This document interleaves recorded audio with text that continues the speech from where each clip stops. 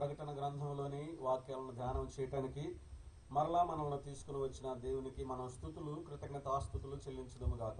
This is our third day of the study from the book of Revelation. ప్రకటన గ్రంథం యొక్క ధ్యానములో ఇది మూడవ దినము. It is not a detailed expository study. ఇది వాస్తవానికి అంత వివరణాత్మకమైనటువంటి ధ్యానం కాదు, కానీ it will take a lot of time. అలాగ చేయడానికి చాలా సమయం తీసుకుంటుంది. I took about 60 hours to study, to teach this book in our church. మా యొక్క స్థానిక సంఘంలో ఈ ప్రకటన గ్రంథం ధ్యానం చేసి మా సంఘంలో బోధించడానికి 60 గంటల సమయం తీసుకున్నది. But now here we are getting hardly 6 or 7 hours. ఇక్కడైతే మనం మరీ కష్టంగా 6-7 గంటల సమయం మాత్రమే గడుపుతున్నాం. But I want to tell you that this book is very easy to understand, and the main message I want to tell you before I leave this Hubli. నేను మీతో చెప్పే మాట ఏమిటి అంటే, ఈ యొక్క ప్రకటన గ్రంథం చాలా సులువు చదవటం. ఈ హుబ్లీని విడిచి వెళ్ళక ముందు ముఖ్యమైనటువంటి సంగతి నేను మీకు చెప్తాను. When you read this book, you should understand what you are reading. ఈ పుస్తకాన్ని నీవు చదివేటప్పుడు నీవేమి చదువుతున్నావో నీకు అర్థం కావాలి. So I want to give the message of the book of Revelation to you. మీకు ప్రకటన గ్రంథం యొక్క సందేశాన్ని నేను ఇస్తాను. The message is very, very important because we are living at the end time. ఈ సందేశం చాలా చాలా ముఖ్యమైనది, ఎందుకనగా మనం యుగాంతములో జీవిస్తూ ఉన్నాము గనుక. Now for the last 3 days we have completed around 9 chapters. గత 3 దినాలుగా దాదాపు 9 అధ్యాయాలను మనం ధ్యానం చేశాం. Now we have to come and study from chapter 10 onwards. ఇప్పుడు మనం 10వ అధ్యాయం నుంచి ధ్యానం చేయటం ప్రారంభం చేద్దాం. I know that many of you were absent in the previous classes. గత తరగతులకు మీలో చాలా మంది గైర్హాజరయ్యారు, అనగా రాలేదు అని నాకు తెలుసు. So I would like to give a briefly by the 10-15 minutes what we studied in the previous classes. గత తరగతుల్లో మేము ఏమైతే ధ్యానం చేసామో ఆ సంగతులను 10-15 నిమిషాల్లో క్లుప్తంగా నేను మీకు తెలియజేయాలనుకుంటున్నాను. Before that I would like to read few verses from chapter 10. అంతకు ముందుగా 10వ అధ్యాయంలోని కొన్ని వచనాలు నేను చదవాలనుకుంటున్నాను. Chapter 10 verse 1 to 3 we will read to save the time. సమయాన్ని మనం జాగ్రత్తగా వాడుకోవటానికి 10వ అధ్యాయం 1 నుంచి 3 వచనాల వరకు మనం చదువుదాం. బలిష్ఠుడైన వేరొక దూత పరలోకము నుండి దిగివచ్చుట చూచితిని. ఆయన మేఘము ధరించుకుని ఉండెను. ఆయన శిరస్సు మీద ఇంద్రధనస్సుండెను. ఆయన ముఖము సూర్యబింబము వలెను, ఆయన పాదములు అగ్నిస్తంభముల వలెను ఉండెను. ఆయన చేతిలో విప్పబడిన ఒక చిన్న పుస్తకం ఉండెను. ఆయన తన కుడి పాదము సముద్రము మీదను ఎడమ పాదము భూమి మీదను మోపి సింహము గర్జించున్నట్లు గొప్ప శబ్దముతో ఆర్భటించెను. ఆయన ఆర్భటించినప్పుడు 7 ఉరుములు వాటి శబ్దములు పలికెను. May the Lord bless the reading of this scriptural portion. చదవబడిన లేఖన భాగములను దేవుడు దీవించి ఆశీర్వదించునుగాక. Within a short time we have a limited time. Within that I would like to briefly tell you what we studied earlier. మనకు కొద్ది సమయం అన్నది, ఆ యొక్క కొద్ది సమయంలోనే క్లుప్తంగా గత తరగతుల్లో మేము ధ్యానం చేసిన సంగతులు మీకు తెలియజేస్తాం. The book of Revelation is a disclosure of the future things.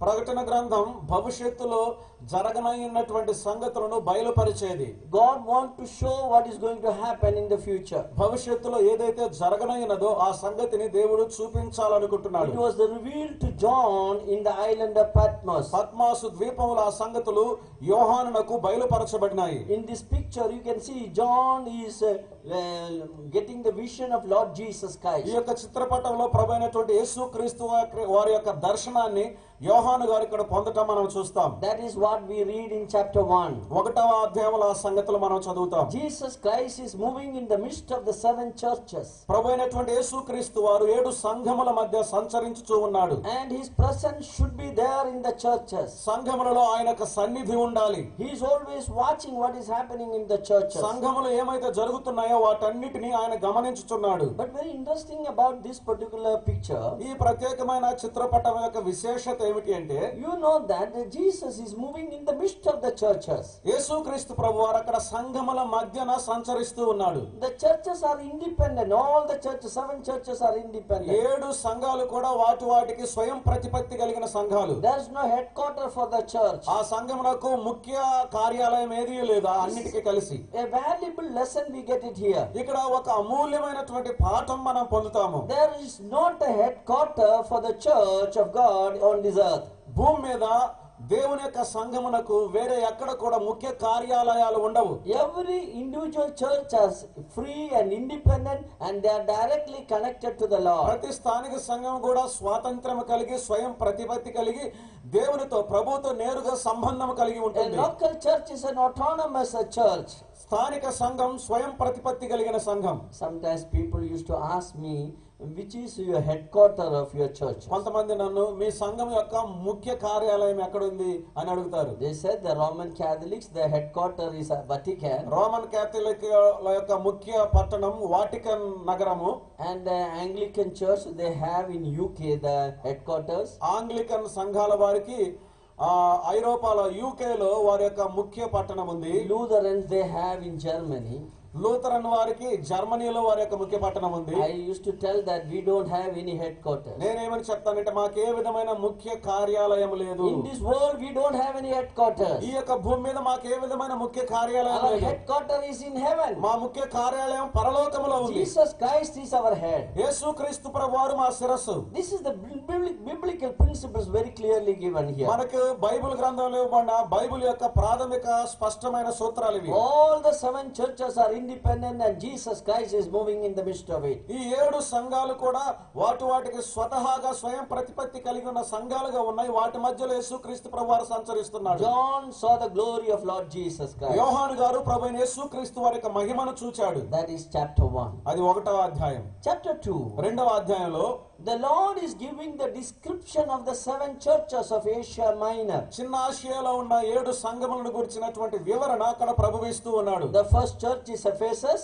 మొదటి సంఘం ఎఫెసు సంఘము. And the last one is Laodicea. చివరి సంఘం లవోదికయ సంఘం. And all the spiritual conditions are explained there. ఆ సంఘముల యొక్క స్థితిగతులన్నీ కూడా అక్కడ వివరించబడ్డాయి. So chapter 2 and 3 describes the church history. ఈ 2-3 అధ్యాయాల్లో సంఘ చరిత్ర వివరించబడుతుంది. See the entire period, we can see that first century to the present condition. మొదటి శతాబ్దం నుండి ప్రస్తుతమున్నటువంటి పరిస్థితి వరకు అన్ని కాలాలకు సంబంధించిన సంఘముల యొక్క స్థితిగతులను మనం చూడగలం. Now this period in the church history is called as the Laodicean period. ఇప్పుడున్నటువంటి సంఘ కాలం లవోదికయ సంఘ కాలముగా The పిలువబడుతుంది. characteristic feature of the Laodicean church is visible in all over the world. లవోదికయ సంఘం యొక్క గుణ లక్షణాలు ఇప్పుడు ప్రపంచవ్యాప్తంగా అన్ని సంఘాలలో కనిపిస్తూ ఉన్నాయి. And everyone is feeling that they are satisfied, nothing is lacking for them. ప్రతి ఒక్కరు కూడా వారు తృప్తి చెందాము, మాకే కొరత లేదని అనుకుంటున్నారు. The immensely materially they are blessed. వస్తు రూపకంగా వారు ఆశీర్వదించబడ్డారు. But spiritually, Lord is telling that you are poor, you are wretched, you are weak, you are wretched and naked. ఆత్మీయంగా ప్రభు చెప్తున్నటువంటి మాట ఏంటంటే నీవు దరిద్రుడవు, నీవు దిక్కులేని వాడవు అని ప్రభు చెప్తూ ఉన్నాడు. We feel that our churches are all right. మనం అనుకుంటాం మా యొక్క సంఘాలన్నీ బాగా ఉన్నాయని. But the Lord is telling that he is poor and wretched. ప్రభు చెప్తున్నాడు నీ యొక్క సంఘం దరిద్రముగా ఉన్నది, దిక్కుమాలినవిగా ఉన్నదని చెప్తున్నాడు. Now where is Lord? ప్రభు ఎక్కడున్నాడు ఇప్పుడు? Lord is outside the church and knocking at the door. సంఘమునకు బయట ఉండి దేవుడు తలుపు తడుతూ ఉన్నాడు ప్రభు. Oh, that is a sad thing. అది విచారకరమైన విషయం. So today the conditions of the church is like that. ఈ దినాల్లో ఉండే సంఘం యొక్క పరిస్థితులు అలాగూ ఉన్నాయి. So the 7 churches is speaking about the church history.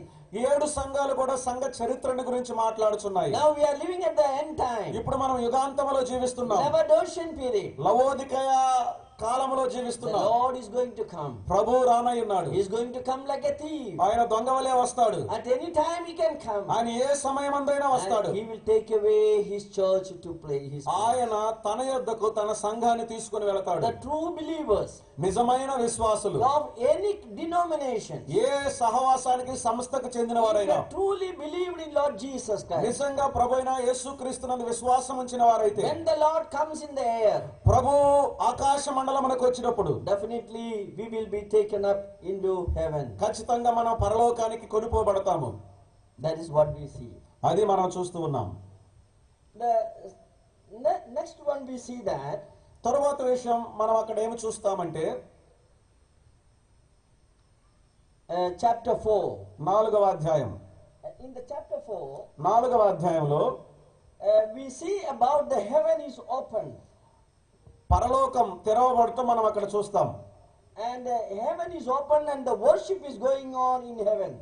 పరలోకం తెరవబడి ఉన్నది, పరలోకములో ఆరాధన జరుగుతూ ఉన్నది. And 24 elders are worshipping the Lord. 24 పెద్దలు ప్రభువును అక్కడ ఆరాధిస్తూ ఉన్నారు. In chapter 4, they are worshipping the Lord because He is the creator of the whole universe. 4వ అధ్యాయంలో దేవుడు విశ్వమునకు సృష్టికర్త గనుక వారు ఆయనను ఆరాధిస్తూ ఉన్నారు. And they are casting the crown before the throne of God and worshipping Him. దేవుని సింహాసనం ఎదుట వారు తమ కిరీటములను పారవేసి ఆయనను ఆరాధిస్తూ ఉన్నారు. So chapter 4 we see the worship in heaven. 4వ అధ్యాయంలో పరలోకములో జరుగుతున్న ఆరాధన మనం చూస్తాం. That is what described in chapter 4.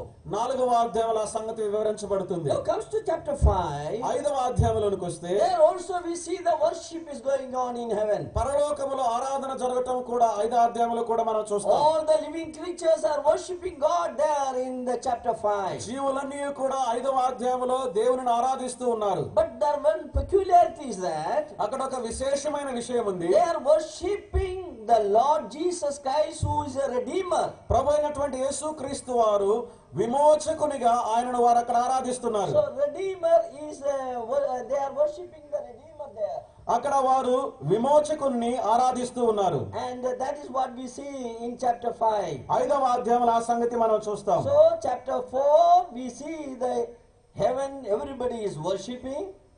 Chapter 4. 4వ అధ్యాయంలో పరలోకములో అందరూ ఆరాధించటం మనం చూస్తాం. Because he is the creator God. ఎందుకంటే ఆయన సృష్టికర్త అయిన దేవుడు గనుక. See the elders are casting their crown and worshipping him. పెద్దలు తమ యొక్క కిరీటమును ఆయన ఎదుట వేసి ఆయన ఆరాధిస్తూ ఉన్నారు. As a creator they are worshipping God. దేవునిని సృష్టికర్తగా వారు ఆరాధిస్తున్నారు. And chapter 5 5వ అధ్యాయంలో they are worshipping him as the redeemer. ఆయనను విమోచకునిగా వారు ఆరాధిస్తున్నారు. There we see a lamb that is slain. అక్కడ వధించబడిన గొర్రెపిల్లను మనం చూస్తున్నాం. The lamb that is slain is Lord Jesus Christ. వధింపబడిన గొర్రెపిల్ల ప్రభువైన యేసుక్రీస్తు వారు. He is the redeemer. ఆయనే విమోచకుడు. Look at that. He is holding a scroll in his hand. చూడండి, ఆయన తన చేతిలో ఒక క్రయ పత్రమును పట్టుకొని ఉన్నాడు. The scroll is sealed with the 7 seals. 7 ముద్రల చేత క్రయపత్రం ముద్రించబడి ఉన్నది. So the 7 sealed scroll speaks about the document, the purchase deed of the earth. ఈ 7 ముద్రలు కలిగినటువంటి ఆ యొక్క పత్రము అది కొనుగోలు పత్రముగా చూపించబడుతూ ఉంది. That book is speaking that the earth belongs to Lord Jesus Christ. ఆ యొక్క పుస్తకము, ఆ గ్రంథము, ఈ యొక్క భూమి ప్రభువైనటువంటి యేసుక్రీస్తు వారికి చెందినది అనే సంగతి He మాట్లాడుతుంది. is coming again to redeem the earth. భూమిని విమోచించడానికి ఆయన మరలా He రాబోతున్నాడు. will restore the earth. ఆయన భూమిని పునరుద్ధరిస్తాడు. Today the earth is controlled by Satan. ఈ దినంలో భూమి సాతాను చేత నియంత్రించబడుతుంది. The Satan says earth is mine. సాతాను అంటున్నాడు భూమి నాది అంటున్నాడు. But Lord Jesus Christ says he is the creator, he is the owner of the earth. అయితే ప్రభువైన యేసుక్రీస్తు వారు చెప్తున్నాడు ఆయన సృష్టికర్త, భూమికి యజమానుడు ఆయనే. Even the Lord himself said that the prince of this world, the Satan is the prince of this world. ప్రభువైనటువంటి యేసుక్రీస్తు వారే చెప్పాడు సాతానుడు ఈ వాయుమండలమునకు అధిపతి అని. So he will be removed out of this place. ఈ స్థలం నుండి అతడు తీసివేయబడతాడు. And Jesus will come and establish his kingdom here. ప్రభువైన యేసుక్రీస్తు వారు వచ్చి ఇక్కడ ఆయన తన యొక్క సింహాసనాన్ని స్థాపిస్తాడు. That scene we see in chapter 5. 5వ అధ్యాయంలో ఆ యొక్క సన్నివేశాన్ని మనం చూస్తాం. The illegally occupied Satan now rules here. ఇప్పుడు అక్రమంగా భూమిని ఆక్రమించుకొని సాతానుడు పరిపాలన చేస్తున్నాడు. He has to be removed. వాడు తీసివేయబడాలి. So there are 3 series of judgment will fall upon the earth. కనుక భూమి మీద 3 విధములైనటువంటి తీర్పులు కుమ్మరించబడతాయి. Number 1, మొదటిది the seal judgment. అది ముద్రల తీర్పు. Number 2, రెండవది the trumpet judgment. బూరల తీర్పు. Number 3, మూడవది the bowl judgment. పాత్రల తీర్పు. Yesterday we considered about the seal judgment. నిన్నటి దినాన ముద్రల తీర్పును గురించి మనం ఆలోచన చేశాం. When the first seal was broken, మొదటి Mudra విప్పబడినప్పుడు we see the first living creature is coming, అక్కడ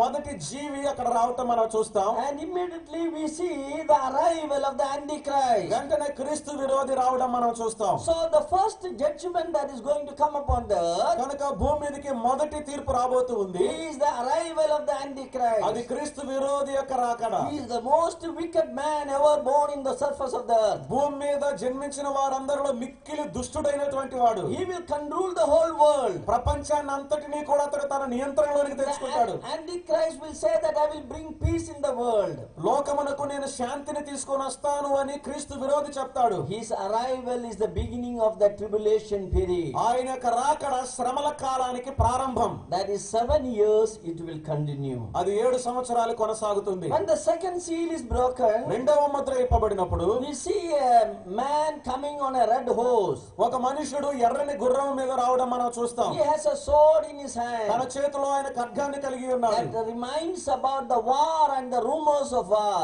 యుద్ధములు యుద్ధ సమాచారాలను గురించి అది సూచిస్తూ ఉంది. The peace will be removed out of the earth. భూమి మీద నుండి శాంతి తొలగిపోతుంది. There will be war continuously at that time. ఆ యొక్క సమయంలో యుద్ధం అనేది కొనసాగుతూనే ఉంటుంది. Then the third seal is broken. మూడవ Mudra విప్పబడినప్పుడు We have seen that the famine will come. కరువు రావడం మనం చూస్తున్నాం. There is a severe famine. తీవ్రమైన కరువు.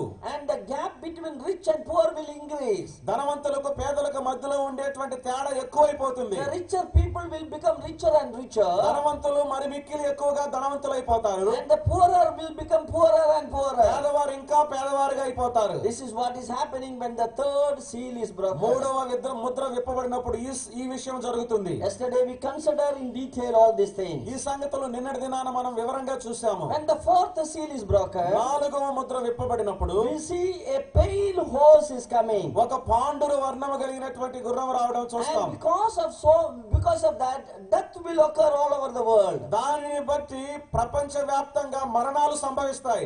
New diseases will come. క్రొత్త వ్యాధులు వస్తాయి. And man cannot understand from how it is happening. అవి ఎలాగ జరుగుతున్నాయో మానవులకు అర్థం కాని పరిస్థితులు. So because of the new diseases coming, క్రొత్త వ్యాధులు వస్తున్న కారణంగా death rate will increase. మరణము యొక్క సగటు పెరిగిపోతుంది. This is the fourth seal judgment. అది మూడవ ముద్ర తీర్పు.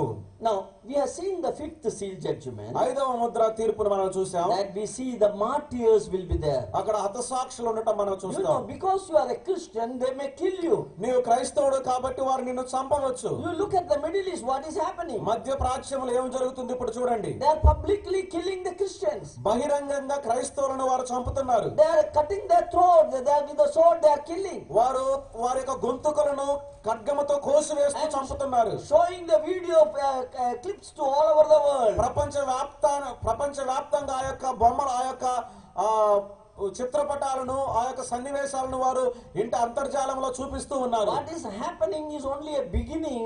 It will increase day by day. ఇప్పుడు ఏదైతే జరుగుతుందో అది ప్రారంభం మాత్రమే. రానున్న దినాల్లో అది అంతకంతకు ఎక్కువ అవుతుంది. There will be martyrs because of the testimony of Lord Jesus Prabhu Christ. అయినటువంటి యేసుక్రీస్తు వారిని గురించిన సాక్ష్యము నిమిత్తమై హతసాక్షులు అయ్యేవారు ఉన్నారు. We see the souls of those who are killed under the altar of God. చంపబడినటువంటి యొక్క ఆత్మలు దేవుని యొక్క బలిపీఠం కింద ఉండటం మనం చూస్తాం. They are sacrificing their life for the Lord Jesus Prabhu Christ. యేసుక్రీస్తు వారి కొరకు వారు తమ జీవితాలను త్యాగం చేసేవారు. This is what is happening at the fifth seal. ఐదవ ముద్ర విప్పబడినప్పుడు అది జరుగుతుంది. And we see the sixth seal here. ఇక్కడ మనం ఆరవ ముద్రను చూస్తాం. And the natural calamities will occur. ప్రకృతి వైపరీత్యాలు అప్పుడు జరుగుతాయి. Sun will be darkened. సూర్యుడు నలుపైపోతాడు. The moon will become red colored. చంద్రుడు ఎరుపెక్కుతాడు. There will be earthquakes and lot of calamities will occur in the world. భూకంపాలు అనేకమైనటువంటి ప్రకృతి వైపరీత్యాలు భూమి మీద జరుగుతాయి. These are the 6 judgments that is going to fall upon the earth. భూమి మీద ఈ యొక్క 6 తీర్పులు కృమరించబడతాయి. Revelation chapter 1 to 6 we have briefly narrated here. ప్రకటన గ్రంథం 1వ అధ్యాయం నుంచి 6వ అధ్యాయం వరకు క్లుప్తంగా నేను మీకు దృష్టాంతంగా చెప్పాను. In chapter 7 7వ అధ్యాయంలో we read 2 groups of believers. 2 గుంపులైనటువంటి విశ్వాసులను మనం చూస్తాం. One is the Jewish believers. ఒకరు యూదుల గుంపు అయినటువంటి విశ్వాసులు. God will select 12,000 people from each of the tribe. ప్రతి గోత్రముల నుండి 1200 మందిని ప్రభువారు ఎన్నుకుంటాడు. 1,44,000 people. 144,000 మంది ప్రజలు. They are identified here as the servants of God. దేవుని దాసులుగా వారు ఇక్కడ గుర్తించబడుచున్నారు. Lord will seal them with the seal of God. దేవుని ముద్ర చేత దేవుడు వారిని ముద్రిస్తాడు. They will not receive the seal of Antichrist. క్రీస్తు విరోధి యొక్క ముద్రను వారు స్వీకరించరు. You know the seal of the Antichrist is 666. మీకు తెలుసా క్రీస్తు విరోధి యొక్క Mudra 666. They will not receive that. వారు దానిని స్వీకరించరు. Because they are sealed with the Holy Spirit. ఎందుకంటే వారు పరిశుద్ధాత్మని చేత ముద్రించబడ్డారు. You and me, if you believe in Lord Jesus Christ, నీవు నేను ప్రభువైన యేసునందు విశ్వాసం ఉంచితే the Lord is sealing us with the seal of the Holy Spirit. పరిశుద్ధాత్మల చేత ప్రభువు మనల్ని ముద్రిస్తాడు. Ephesians chapter 1 verse 14 if you read, ఎఫెసీయులకు రాసిన పత్రిక 1:14 నీవు it is చదివితే very clearly mentioned that ye are sealed by the Holy Spirit. అక్కడ చాలా తేటగా చెప్పబడిన విషయం పరిశుద్ధాత్మని చేత మనం ముద్రింపబడి ఉన్నాము. I am sure that I am sealed by the Holy Spirit. నేను పరిశుద్ధాత్మని చేత ముద్రించబడ్డాననే నిశ్చయత నాకుంది. Because of that, I need to worry about the Antichrist and his number 666. దానిని బట్టి క్రీస్తు విరోధిని వలన గాని తన యొక్క సంఖ్య అయినటువంటి 666 గురించి నేను భయపడవలసిన అవసరం లేదు. Same way, 1,44,000 people are sealed and separated by God. అదే విధంగా 144,000 మంది దేవుని చేత ముద్రించబడి ప్రత్యేకించబడతారు. During the tribulation period, మా శ్రమల కాలంలో they will go on preaching the gospel. వాళ్ళు సువార్తను ప్రకటిస్తూ వెళ్తారు. And thousands of the Gentiles will be saved. వేల కొలది అన్యజనులు రక్షింపబడతారు. And they will be taken to heaven. వారు పరలోకానికి కొనిపోబడతారు. So a huge number of Gentiles will be saved. గొప్ప జనసమూహము అన్యజనుల్లో నుండి రక్షింపబడతారు. But let me tell you, అయితే నన్ను మీతో they చెప్పండి, are not belonging to the church. అయితే వారు సంఘానికి చెందిన వారు కాదు. Because as I told you, church is already taken away. ఎందుకంటే నేను మీతో చెప్పాను సంఘం ముందుగానే కొనిపోబడుతుంది. But they are believers. అయితే వారు విశ్వాసులు. God will save them and they will be going to heaven. ప్రభువు వారిని రక్షిస్తాడు, వారు పరలోకానికి వెళతారు. But the unique privilege is given to you and me who believe today. ఈ దినములో రక్షింపబడిన నీకు నాకు ఇవ్వబడినటువంటి సాటి లేని సదవకాశం ఏమిటంటే, So believe in Lord Jesus Christ. ప్రభువైన యేసుక్రీస్తునందు విశ్వాసం ఉంచడం ద్వారా Jesus is coming again. యేసుక్రీస్తు ప్రభువారు మరలా వస్తున్నాడు. And you will be included under the church of God. నీవు దేవుని యొక్క సంఘములో చేర్చబడతావు. Now the seventh seal is broken. 7వ ముద్ర విప్పబడింది. In chapter 8, 8వ అధ్యాయంలో there is absolute silence in heaven. పరలోకములో నిశ్శబ్దమైన వాతావరణం. Half an hour. అర్ధ గంట సేపు. There's only prayers of the saints were ascending. అప్పుడు పరిశుద్ధుల యొక్క ప్రార్థనలు మాత్రమే అక్కడికి వెళతాయి. And heaven is preparing for the next series of judgment.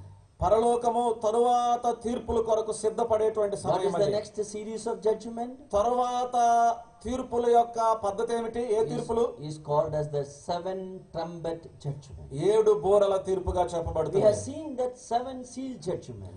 మనం 7 ముద్రల తీర్పును చూచాము. Same way, there is another much more severe judgment called the seven trumpet judgment. తరువాత మరింత తీవ్రమైనటువంటి తీర్పు 7 బూరల తీర్పుగా చూస్తున్నాం. 7 angels are getting ready for that. అందు నిమిత్తమై 7 దూతలు సిద్ధపడుతున్నారు. When each of the trumpet is blown, ప్రతి బూర ఊదబడినప్పుడు the judgment is coming upon the earth. భూమి మీదకి తీర్పు వస్తూ ఉంది. The first trumpet was blown, మొదటి బూర ఊదబడింది.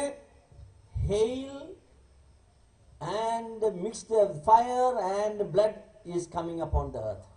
రక్తము చేత మిశ్రితమైనటువంటి వడగండ్లు భూమి మీద పడతాయి. It is falling on the earth. అది అగ్ని మిశ్రమము చేత భూమి మీద పడతాయి. Because of that, అందును బట్టి the trees and the grasses will dry up. వృక్షములు పచ్చని గడ్డి ఎండిపోతాయి. 1/3 of the plant kingdom will be destroyed. వృక్ష ప్రపంచంలో 3వ వంతు నాశనం చేయబడుతుంది. The judgment is falling on the earth. తీర్పు భూమి మీద పోయబడుతుంది. This is the first trumpet judgment. అది మొదటి బూర తీర్పు. Now comes to the second trumpet judgment. రెండవ బూర తీర్పు యొద్దకు రండి. It is a huge burning mountain we see there. అక్కడ అగ్ని చేత మండుచున్న ఒక గొప్ప కొండను చూస్తాము. It is falling in the sea. అది సముద్రంలో పడుతుంది. 1/3 of the animals will die. సముద్రములో ఉన్న జంతువులలో 3వ భాగం చచ్చిపోతాయి. 1/3 of the ship will be destroyed. ఓడలలో 3వ భాగం నాశనం చేయబడుతుంది. The sea is affected by the second trumpet judgment. రెండవ బూర ద్వారా సముద్రం ఆ యొక్క ప్రభావాన్ని పొందుతుంది. సముద్రం దానికి గురి అవుతుంది. The third trumpet judgment. మూడవ బూర తీర్పు. What is happening? ఏం జరుగుతుంది? The fresh water, drinking water is affected. తాజా నీరు, త్రాగేటువంటి నీటి మీద మూడవ బూర ప్రభావం ఉంటుంది. 1/3 of the drinking water is affected by that. దానిని బట్టి మంచి నీటిలో 3వ భాగము ప్రభావితం అవుతుంది. Those who drink that water, ఎవరైతే ఆ నీటిని త్రాగుతారో they will die. వారు మరణిస్తారు. This is affected the fresh water. అది మంచి నీటికి ప్రభావాన్ని కలిగించేటువంటి బూర. That is the third trumpet. అది 3వ బూర. Now the fourth trumpet, 4వ బూర. and when it is affecting the sun, moon and the atmosphere. అది సూర్య చంద్రుడు అలాగే వాతావరణం మీద తన ప్రభావం చూపుతుంది. So the fourth trumpet is affecting the atmosphere. కనుక 4వ బూర వాతావరణం మీద ప్రభావం చూపుతుంది. Why this is happening? ఎందుకు ఇలా జరుగుతుంది? 4 area we have seen. ఇప్పుడు 4 ప్రాంతాలు చూసాం. Number 1, the earth is affected. మొదటిగా భూమి మీద ప్రభావం ఉంటుంది. Secondly, the sea is affected. రెండవదిగా సముద్రం మీద ప్రభావం The ఉంటుంది. third one, the fresh water is affected. మూడవదిగా మంచినీటి మీద ప్రభావం ఉంటుంది. The fourth one is the atmosphere is affected. నాలుగవది వాతావరణం మీద ప్రభావం You ఉంటుంది. know why it is? ఎందుకు ఇలా జరుగుతుందో When తెలుసా? God created earth, దేవుడు భూమిని సృష్టించినప్పుడు He handed over to Adam and Eve. ఆదాముకు హవ్వకు దానిని అప్పగించాడు. Told them that take care of it, keep it, and protect the whole this thing. భూమిని గురించిన జాగ్రత్త తీసుకోండి, జాగ్రత్తగా ఉంచండి, కాపాడండి అని చెప్పాడు. But Adam and Eve violated the principle of God. దేవుని యొక్క ప్రాథమిక సూత్రాన్ని ఆదాము హవ్వలు అతిక్రమించారు. They disobey God. దేవునికి వారు అవిధేయులయ్యారు. And the earth and everything was taken away by Satan. సాతాను చేత యొక్క భూమి అంతా పట్టబడింది. Instead of keeping the earth safely, భూమిని భద్రంగా కాపాడుటకు బదులుగా man has destroyed the earth. భూమిని మనుషుడు నాశనం చేశాడు. You those who study in the science, you know that the 4 area man has destroyed. సామాన్య శాస్త్రాన్ని కనుక మీరు చదివినట్లయితే మనుషుడు భూమిని 4 విధాలుగా నాశనం They చేశాడు. polluted the entire earth. భూమి అంతటిని వారు కలుషితం They చేశారు. polluted the land. వారు భూమిని కాలుష్యం చేశారు. They polluted the sea. వారు సముద్రాన్ని కలుషితం They చేశారు. polluted the fresh water. వారు మంచినీటిని కలుషితం They చేశారు. polluted the atmosphere. వారు వాతావరణాన్ని కాలుష్యం As చేశారు. I told you 15 years ago, we never used to carry water bottles. నేను మీతో చెప్పినట్లుగా 15 సంవత్సరాల క్రితం ఎప్పుడు మనం నీళ్ళ సీసాను మోసుకొని వెళ్ళేవారు Today I కాదు. am sure most of you have the water bottle with you. ఈ దినాలలో నేను ఖచ్చితంగా చెప్పండి, మీలో చాలా మందికి నీళ్ళ సీసాలు మీతో ఉన్నాయి. Why? ఎందుకని? Because we know that the water is polluted. ఎందుకంటే నీరు కలుషితమైందని మనకు తెలుసు. You are paying money to buy water. నీటిని కొనడానికి మనం డబ్బు చెల్లిస్తున్నాం. See, the most important thing for life is water and air. జీవించడానికి అత్యంత ప్రాముఖ్యమైనటువంటివి నీరు, గాలి. These both the things God give freely to everyone. ప్రతి ఒక్కరికి దేవుడు ఈ రెండిటిని ఉచితంగా ఇస్తున్నాడు. But what man has done? అయితే మనుషుడు ఏం The చేస్తున్నాడు? water and the air is polluted. నీరు, గాలి కలుషితమైపోయింది. Today we are carrying water bottle. ఈ దినాల్లో మనం నీళ్ళ సీసాలు మోసుకుంటున్నాం. I am sure our children will carry oxygen bottle next time. ఖచ్చితంగా నేను చెప్తున్నాను, తర్వాత మన యొక్క పిల్లలు ఆక్సిజన్ సీసాలు మోసుకొని పోవాలి. They have to carry 2 bottles. వారు 2 సీసాలు మోసుకొని వెళ్ళాలి. One side the water bottle, ఒకవైపు other నీళ్ళ side the సీసా, oxygen bottle. మరొక వైపు ఆక్సిజన్ సీసా. And God will judge the people, those who destroy the earth. భూమిని నాశనం చేసిన వారికి దేవుడు తీర్పు తీరుస్తాడు. Bible very clearly says about it. Bible దాని గురించి చాలా స్పష్టంగా So చెప్తుంది. chapter 8, the 4 judgment is those who are destroying the earth. కనుక 8వ అధ్యాయంలో భూమిని నాశనం చేసే వారి మీదకి వచ్చే 4 తీర్పులు. That is what we see in chapter 8. 8వ అధ్యాయంలో ఆ సంగతి మనం చూస్తున్నాం. Now chapter 9, ఇప్పుడు 9వ the అధ్యాయం 5th trumpet is blown. 5వ బోర ఊదబడింది. You know, angel is opening the bottomless pit there. అక్కడ దేవదూత అగాధమ యొక్క తలుపులను తెరుస్తున్నాడు. The smoke is coming out of the bottom.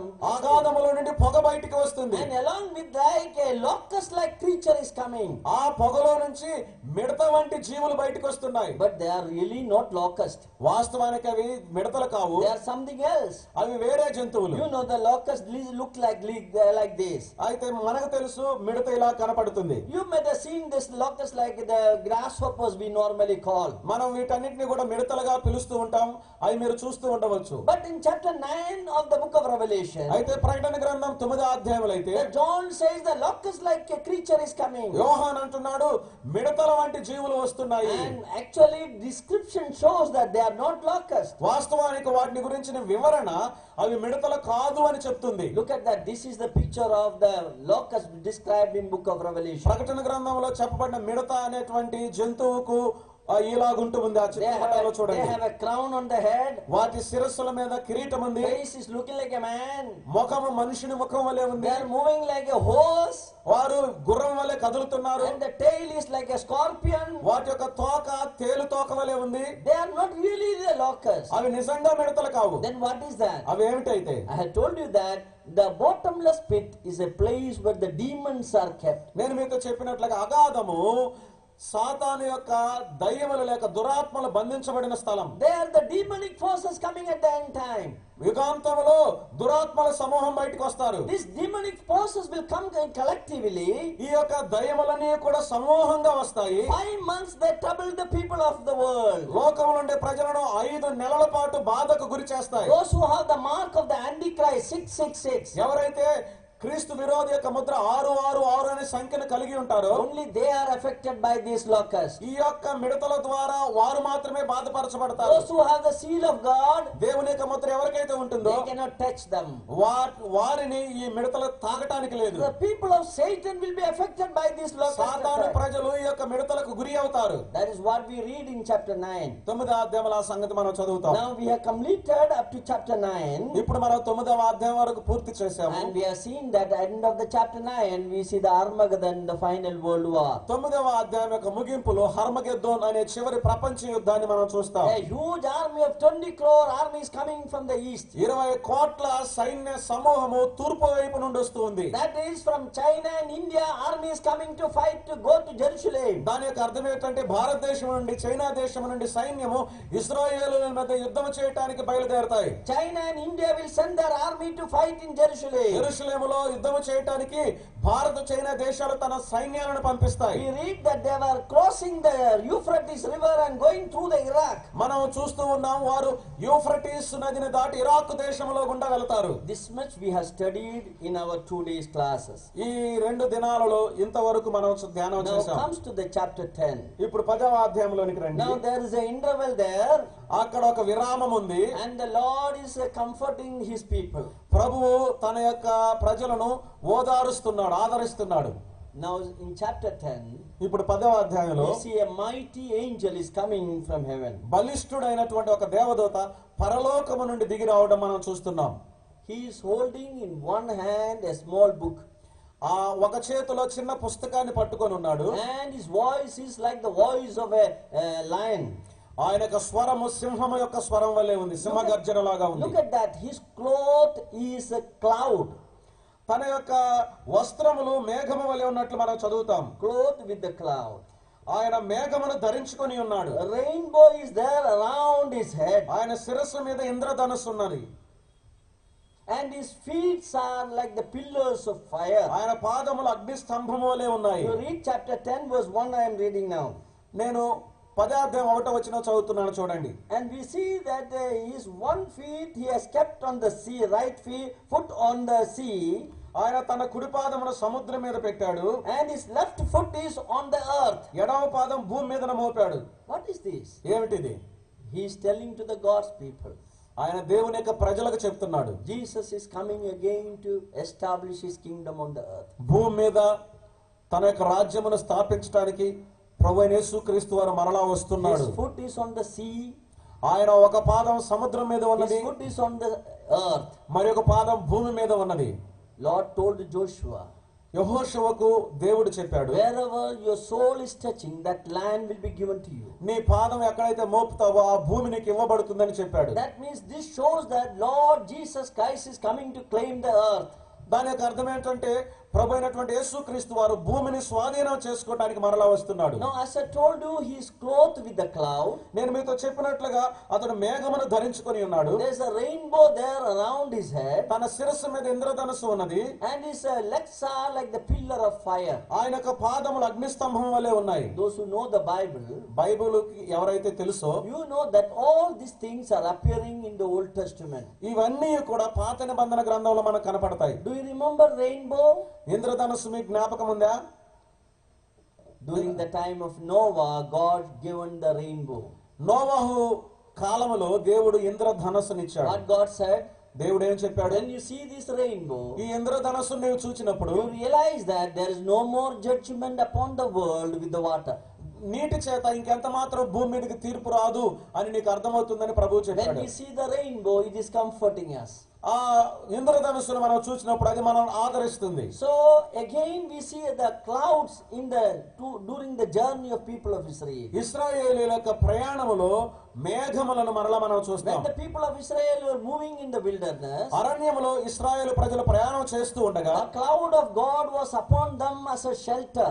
దేవుని యొక్క మేఘము వారిపైన వారికి నీడవలే ఉన్నది. So the cloud speaks about the protection that God gives to his people. కనుక మేఘము అనేది దేవుడు తన ప్రజలకు ఇస్తున్నటువంటి కాపుదలను చెప్తూ ఉంది. And there same way we see that the pillar of fire was there in the camp of Israel. అంత మాత్రమే కాక ఇశ్రాయేలీయుల యొక్క పాళెములో అగ్ని స్తంభాన్ని మనం చూస్తాం. So again we see his legs is like the pillar of fire. మరలా ఇక్కడ మనం చూస్తాం తన యొక్క పాదములు అగ్ని స్తంభం వలె ఉన్నాయి. So all these three things ఈ మూడు సంగతులు కూడా reminding us that God is a God of mercy and comfort. దేవుడు కనికరము కలిగిన వాడు, ఆదరించేవాడు అనే సంగతి మనకు జ్ఞాపకం In the చేయబడుతున్నాయి. midst of the tribulation and trial, God protects his people. శ్రమలలో కష్టములలో దేవుడు తన యొక్క ప్రజలను కాపాడతాడు. So this angel is coming and telling the God's people, don't worry, I am there to protect you. ఈ దేవదూత వచ్చి మీరు ఏ విధంగా భయపడవద్దు, నేను మిమ్మల్ని కాపాడుతానని దేవుని ప్రజలతో చెప్తూ We ఉన్నాడు. see that he is a mighty angel. ఆయన బలిష్ఠుడైన దేవదూతగా మనం He చూస్తాం. is coming from heaven. ఆయన పరలోకము నుండి వస్తున్నాడు. And we are seeing that he is clothed with a cloud, అతడు మేఘమును ధరించి ఉన్నాడు. and the rainbow was upon his head. తన శిరస్సు మీద ఇంద్రధనుస్సు ఉన్నది. His face was as though it were the sun. ఆయన యొక్క ముఖము సూర్య బింబము వలె ఉన్నది. He has a little book in his hand. తన యొక్క చేతిలో చిన్న పుస్తకం ఉన్నది. And when John was asked to eat that, యోహాను గారు ఆ పుస్తకాన్ని తినాలి అని అడగబడినప్పుడు when he ate, it was so sweet in the mouth, అతడు తినినప్పుడు నోటిలో అది చాలా తీపిగా మధురంగా ఉన్నది. it was so bitter in the stomach. కడుపులోనికి వెళ్ళిన తర్వాత Why చేదైపోయింది. it is little book? ఎందుకు అది చిన్న పుస్తకం? The angel is reminding that the judgment, the remaining is only little is remaining. దేవదూత చెప్పే విషయం ఏంటంటే ఇంకా కొంచెం తీర్పు మాత్రమే మిగిలి ఉన్నదని చెప్తున్నాడు. And this days is going to over. This trouble will get over. ఈ యొక్క అభ్యంతరాలు, ఈ యొక్క దినాలు ముగిసిపోబోతూ ఉన్నాయి. So the message of the God's people here very clear. ఇక్కడ దేవుని ప్రజల యొక్క సందేశం చాలా తేటగా ఉంది. It is a words of comfort from God. దేవుని యొద్ద నుండి ఆదరణతో కూడిన మాటలు ఇక్కడ మనం So we చూస్తాం. see the mighty angel in chapter 10. కనుక 10వ అధ్యాయంలో బలిష్ఠుడైన దేవదూతను మనం చూస్తాం. Now we are coming to the very important chapter 11. 11వ అధ్యాయం చాలా ముఖ్యమైనటువంటి అధ్యాయంలోనికి మనం ఇప్పుడు Comes వస్తున్నాం. to chapter 11 verse 1 and 2, you please read. 11వ అధ్యాయం 1-2 వచనాలు మనం చదువుదాం. మరియు ఒకడు చేతి కర్ర వంటి కొలకర్ర నాకు ఇచ్చి, నీవు లేచి దేవుని ఆలయమును బలిపీఠమును కొలత వేసి ఆలయములో పూజించు వారిని లెక్క పెట్టుము. ఆలయమునకు వెలుపట ఆవరణమును కొలత వేయక విడిచిపెట్టుము. అది అన్యులకు ఇయ్యబడును. వారు 42 నెలలు పరిశుద్ధ పట్టణమును కాలితో త్రొక్కుదురు. Now the question is there, here says that there is a temple is mentioned here. ఇక్కడ ఉండేటువంటి ప్రశ్న ఏమిటి అంటే ఇక్కడ దేవాలయము ప్రస్తావించబడుతుంది. And we see that there was given me a road like a road, and the angel stood saying, rise and measure the temple of God. అక్కడ మనం గమనించినట్లయితే ఒకడు చేతి కర్ర వంటి కొలకర్ర నాకు ఇచ్చి, నీవు లేచి దేవుని ఆలయమును బలిపీఠమును కొలత వేయము అనే మాట మనం చూస్తున్నాం. Now the question is there, which temple it is? ఇప్పుడు ప్రశ్న ఏమిటంటే ఈ దేవాలయము ఏ దేవాలయము? You know, in the Bible there are a lot of references about the temple of God. దేవుని ఆలయమును గురించి అనేకమైనటువంటి వచన భాగాలు బైబిల్ గ్రంథాలు ఉన్నాయి, మనకు తెలుసు. The first temple was built upon the Mount Moriah. మొదటి దేవాలయము మోరియా పర్వతం మీద కట్టబడింది. Who built the temple? ఎవరు ఆ దేవాలయమును కట్టారు? The Solomon, the wisest king. జ్ఞాని అయినటువంటి సొలొమోను కట్టాడు ఆ మందిరాన్ని. That temple was there in the Mount of Moriah. ఆ దేవాలయము మోరియా పర్వతం మీద ఉన్నది. But we know that during the time of Nebuchadnezzar, మనకు తెలుసు నెబుకద్నెజరు యొక్క కాలములో the first temple was destroyed completely. మొదటి దేవాలయం పూర్తిగా నాశనం చేయబడింది. So this temple is not referring to the first temple. కనుక ఈ దేవాలయము ఆ మొదటి దేవాలయానికి చూపటం లేదు. Now after that, ఆ తరువాత after 70 years, 70 సంవత్సరాల తర్వాత people came from Babylon. బబులోను నుండి ప్రజలు తిరిగి వచ్చారు. In the book of Ezra we read that. Ezra గ్రంథంలో ఆ సంగతులు మనం చదువుతాం. Zerubbabel and Joshua, they came back. జెరుబ్బాబెలు యెహోషువ తిరిగి వచ్చారు. And they started building the second temple. వారు రెండవ దేవాలయమును కట్టడం ప్రారంభించారు. And that continued. అది ఎంతవరకు కొనసాగింది? And during the first century, మొదటి శతాబ్దం వరకు the second temple was renovated by Herod. హేరోదు చేత రెండవ దేవాలయం నూతనపరచబడింది. So the second temple, sometimes it is called as a Herod's temple. ఈ రెండవ దేవాలయం కొన్నిసార్లు హేరోదు దేవాలయముగా కూడా పిలువబడుతుంది. Jesus Christ used to go to that temple. యేసుక్రీస్తు ప్రభువారు ఆ రెండవ దేవాలయానికి వెళ్లి అలవాటు కలిగి ఉన్నాడు. But Jesus said, అయితే యేసు ప్రభు this చెప్పాడు, temple is going to be destroyed. ఈ యొక్క దేవాలయం నాశనం అవుతుంది. Yesterday I told you, నిన్నటి దినాన మీకు చెప్పాను, as the Lord said, ప్రభువు చెప్పినట్లుగా in AD 70, క్రీస్తు శకం 70వ సంవత్సరంలో this second temple also completely ఈ destroyed. రెండవ దేవాలయం కూడా పూర్తిగా నాశనం చేయబడింది. AD 70. క్రీస్తు శకం 70వ సంవత్సరం. You know the book of Revelation, ప్రకటన గ్రంథం మీకు తెలుసు, written during AD 95. క్రీస్తు శకం 95వ సంవత్సరంలో వ్రాయబడింది. That means when this book was writing, దానికి అర్థం ఏమిటంటే ఈ యొక్క పుస్తకం రాయబడినప్పుడు whether there was a temple, దేవాలయం ఉన్నప్పుడు there was no temple. దేవాలయం అప్పుడు లేదు. In Jerusalem there was no temple at that time. ఆ సమయంలో యెరూషలేములో దేవాలయం లేదు. Now what does it mean by the year? అయితే ఇక్కడ ఈ దేవాలయం యొక్క అర్థం ఏంటి? Which temple it is? ఇది ఏ దేవాలయము? It speaks about the temple that is going to come in the future. భవిష్యత్తులో రానయ్యున్నటువంటి దేవాలయముల గురించి ఇక్కడ చెప్పబడుతుంది. Bible very clear about it. దీనిని గురించి బైబిల్ చాలా స్పష్టంగా చెప్తుంది. Before the Lord's coming on the Mount of Olives, ప్రభువైన యేసుక్రీస్తు వారు ఒలీవల కొండ మీదకి రాకమునుపు, before the glorious coming of the Lord Jesus Christ, ప్రభువైనటువంటి యేసుక్రీస్తు వారి యొక్క మహిమగల ప్రత్యక్షతకు ముందు there should be a temple in Jerusalem. యెరూషలేములో దేవాలయం ఉండాలి. But today if you go to Jerusalem, అయితే ఇప్పుడు నీవు యెరూషలేమునకు వెళితే there's no temple. అక్కడ దేవాలయం లేదు.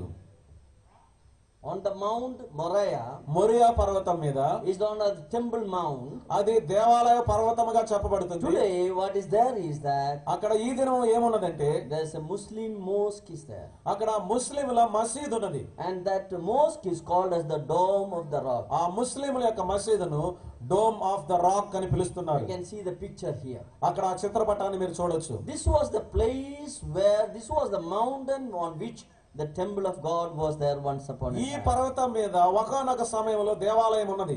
The Bible is very clear. Bible చాలా తేటగా ఉంది.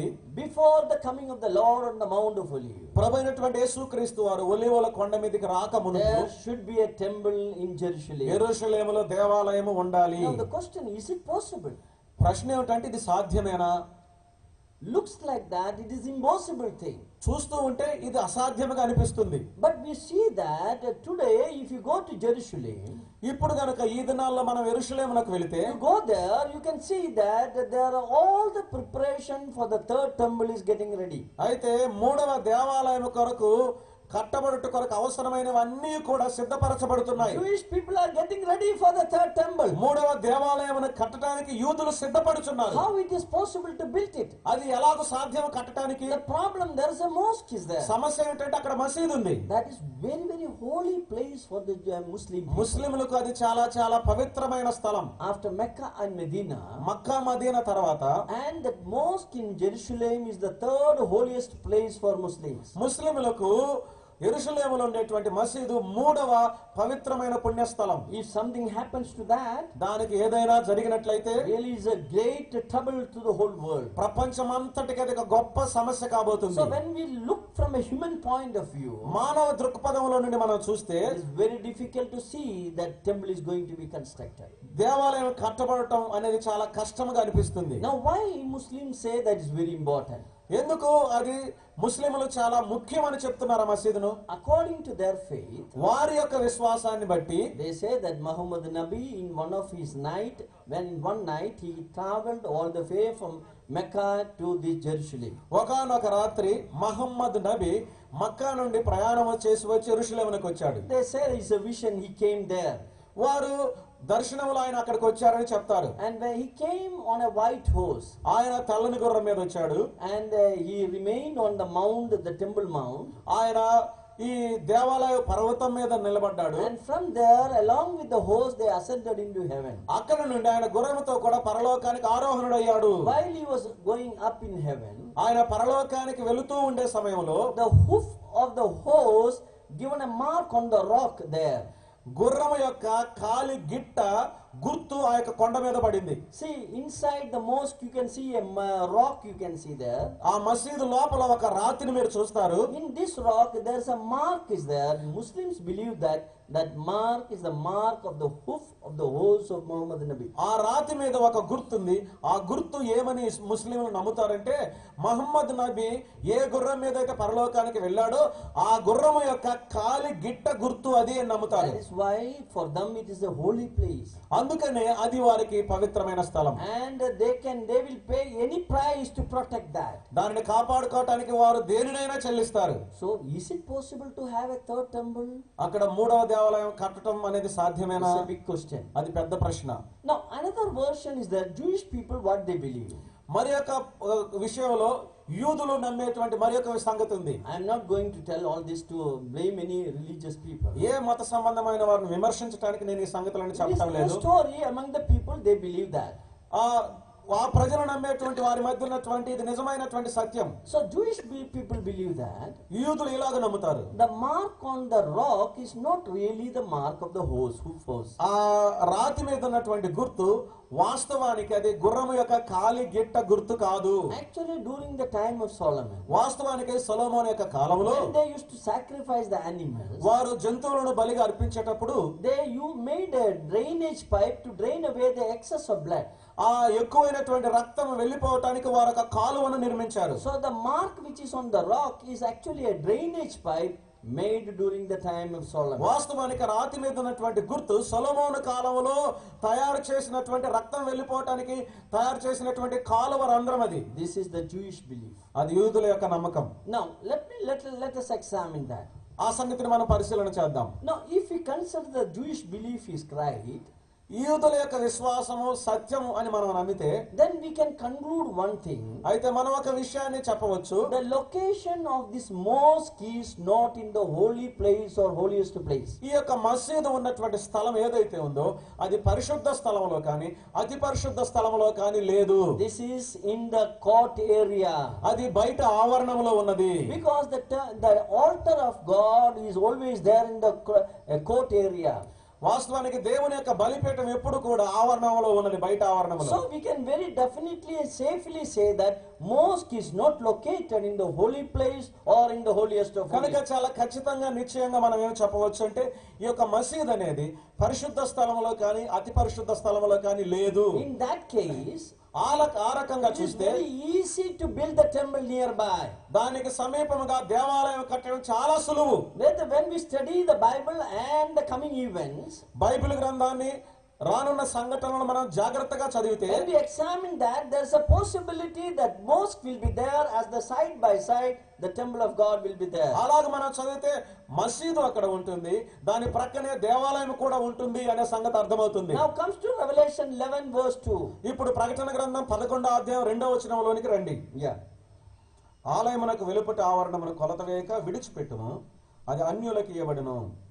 వారు 42 నెలలు పరిశుద్ధ పట్టణమును కాలితో త్రొక్కుదురు. This is a very clear proof that the court area will be given to the Gentiles. ఇది చాలా స్పష్టంగా ఇవ్వబడిన విషయం ఏంటంటే వెలుపటి ఆవరణము అన్యజనులకు ఇవ్వబడెను. That means the court will say that okay, you take the court. దాని యొక్క అర్థం ఏంటంటే సరే ఆవరణం మీరు తీసుకోండి అన్నట్లుగా Let ఉంది. the mosque be safe there. అక్కడ మసీదు భద్రంగా ఉంటుంది. There will not be any effect upon the mosque. కనుక ఆ మసీదు మీద ఏ విధమైన ప్రభావం ఉండదు. Side by side, ప్రక్కన the Jewish people will build the temple of God. యూదులు దేవాలయమును కడతారు. This is one possibility of the third temple, coming third temple. రానున్నటువంటి మూడవ దేవాలయానికి ఇదొక సదవకాశము, సాధ్యమయ్యే విషయముగా చూస్తున్నాం. This is what we learn from the Bible. Bible గ్రంథంలో ఈ సంగతి మనం నేర్చుకుంటున్నాం. There's a possibility to happen this one. ఈ సంగతి జరగటానికి, సంభవించడానికి అవకాశం But ఉంది. I want to draw your attention to certain other things. అయితే మరికొన్ని విషయాల మీదకి మీ దృష్టిని నేను తేవాలనుకుంటున్నాను. Which place they are going to build the temple, that we know. The side by side I have picture is there, is an artist picture. You see side by side mosque and the temple will be there. వారు ఎక్కడైతే దేవాలయం కడతాడో ఆ చిత్రపటం చూడండి. మసీదు, దేవాలయం ప్రక్కనే ఉన్నది చూడండి. ఊహా చిత్రం ఉంది చూడండి. One thing is there. అయితే ఒక విషయం ఉంది అక్కడ. Jewish people is got ready for everything for the temple. యూదులు దేవాలయమును నిర్మించడానికి సిద్ధంగా ఉన్నారు. There is an institute in Jerusalem. యెరూషలేములో ఒక కళాశాల ఉన్నది. They have prepared everything for the temple. దేవాలయం కొరకు అన్ని వారు సిద్ధపరిచారు. They are ready to prepare the third temple at any time. ఏ సమయమందైనా మూడవ దేవాలయాన్ని వారు కట్టడానికి సిద్ధంగా ఉన్నారు. When they prepare a temple, వారు ఆ దేవాలయాన్ని సిద్ధపరిచినప్పుడు according to them, they have to purify the temple with the ashes of a red heifer.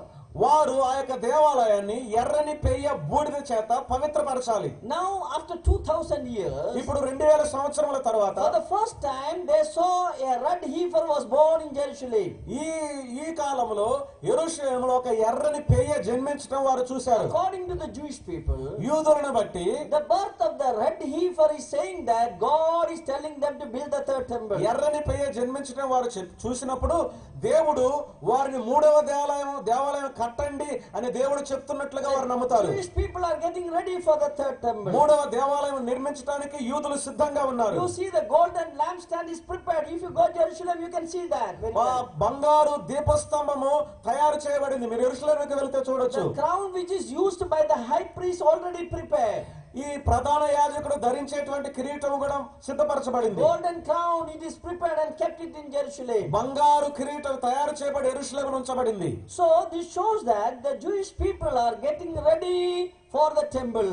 ఇవన్నీ కూడా దేవాలయం కట్టడానికి యూదులు సిద్ధంగా ఉన్నారనే సంగతి మనకు తెలియజేస్తున్నారు. One of my friend who visited this temple, he said he has seen the garment for the high priest is ready.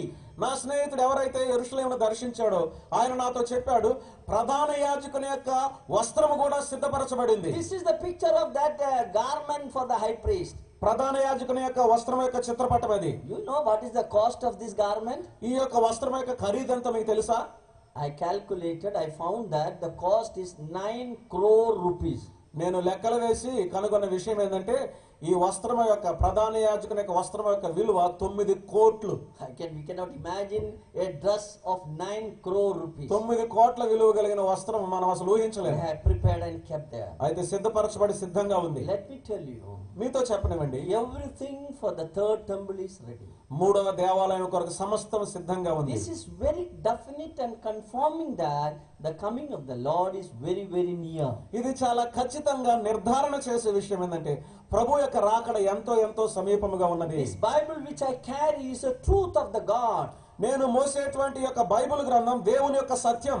There are so many things are written exactly happening before our eyes. అక్కడ Bible గ్రంథంలో రాయబడిన అనేకమైన సంగతులు మన కన్నుల ఎదుట ఖచ్చితంగా జరిగాయి. Bible is not a religious book, let me tell you. నేను మీతో చెప్పనండి, బైబిల్ గ్రంథం మత గ్రంథం కాదు. Bible is the word of God. Bible దేవుని వాక్యం. Because it is the word of God, ఇది దేవుని వాక్యము గనుక not a single word will fail. ఒక్క మాట కూడా తప్పిపోదు. Every word will be fulfilled. ప్రతి మాట నెరవేరుతుంది. I am fully confident about it. ఆ విషయమై నాకు పూర్తి భరోసా ఉంది. When I study all these things, I understand the coming of the Lord is very ఈ near. సంగతులని చదివి నేను అర్థం చేసుకున్నప్పుడు ప్రభు యొక్క రాకడ ఎంతో సమీపముగా ఉన్నది నాకు అర్థమైంది. All the world events are moving towards that. ప్రపంచ సంఘటనలన్నీ కూడా ఆ వైపే కదులుచూ వెళ్తున్నాయి. Jesus is coming again. యేసు మరలా వస్తున్నాడు. Are you prepared for that? అందు నిమిత్తం నువ్వు సిద్ధంగా ఉన్నావా? I want to again and again. Are you prepared for that? నేను మరలా అడుగుతున్నాను, దాని కొరకు నువ్వు సిద్ధంగా ఉన్నావా? Now, chapter 11. 11వ అధ్యాయము. We see there are so many other things are mentioned. ఇతర సంగతులు కూడా అనేకమైనవి అక్కడ ప్రస్తావించబట్ట మనం చూస్తాం. Verse 3 to 4 you read. 3 నుంచి 4 వచనాల వరకు చదివితే, నేను నా ఇద్దరు సాక్షులకు అధికారం ఇచ్చేదను, వారు గోనెపట్ట ధరించుకొని 1260 దినములు ప్రవచింతురు. వీరు భూలోకమునకు ప్రభు అయిన వాని ఎదుట నిలుచుతున్న 2 ఒలీవ చెట్లను దీపస్తంభములనై ఉన్నారు. And we see that at the end time, there will arise 2 witnesses sent by God. యుగాంతంలో దేవుని చేత పంపబడిన 2 సాక్షులు వస్తారు. They will go on preaching the gospel everywhere. ప్రతి చోట వారు సువార్త ప్రకటిస్తూ వెళతారు. Probably they are the men who will encourage the people to build the third temple. బహుశా ఆ సాక్షులే దేవాలయం కట్టడానికి ప్రజలను ప్రోత్సహిస్తారు. Some people there, the Moses and Elijah. కొంతమంది చెప్తారు వారు ఇరువురు మోషే ఏలియాలు అంటారు. But the name is not mentioned here. అయితే పేర్లు ఇక్కడ ప్రస్తావించబడలేదు. If you believe it is Moses and Elijah, is all right. మీరు మోషే ఏలియాను నమ్మితే సరియే.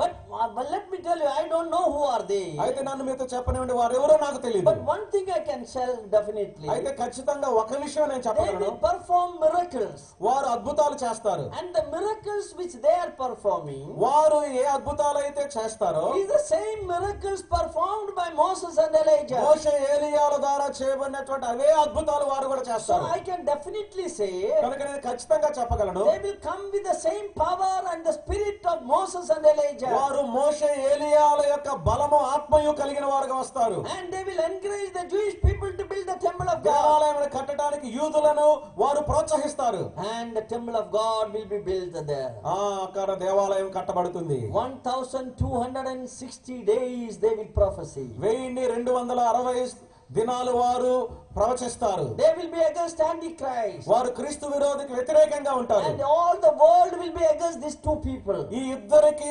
ప్రపంచమంతా కూడా విరోధంగా ఉంటుంది. They will say these people are problem with the whole world. వారు ప్రపంచమంతా అంటారు ఈ ఇద్దరు వలన ప్రపంచమంతటికి సమస్య వచ్చిందంటారు. They are creating problem in the world. లోకములో ప్రపంచంలో వారు సమస్యలు సృష్టిస్తున్నారంటారు. There is no peace in the world because of them. వారిని బట్టి లోకములో శాంతి లేదంటారు. And finally the Antichrist will kill these 2 people. చివరగా ఈ ఇద్దరు సాక్షులను క్రీస్తు విరోధి చంపివేస్తారు. In Jerusalem they will be killed. యెరూషలేములో వారు చంపబడతారు. And they decide that we will not bury their bodies. వారు ఈ దేహాలను సమాధి చేయమని నిర్ణయించుకుంటారు. Let it be there in Jerusalem. యెరూషలేములో ఉండనివ్వండి. Their body will remain in Jerusalem for 3.5 days. 3.5 దినాలు వారి యొక్క శవాలు యెరూషలేము పట్టణంలో ఉంటాయి. All the TV people will come and focus and all the world will see their body lying in Jerusalem.